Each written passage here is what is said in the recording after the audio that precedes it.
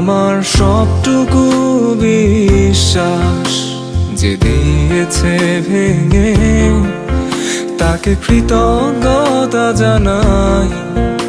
সে দিয়েছে আমার অন্ধ চোখে আলো, যার বিশালতার মাঝে আমি একটুকু পাইনি ঠাই।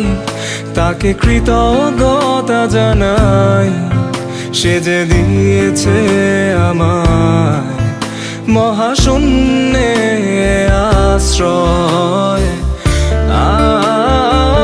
আমার সব অপূর্ণতায় যেন হয় আমার শূন্য পথের প্রতি শ্রেয়তম আশীর্বাদ।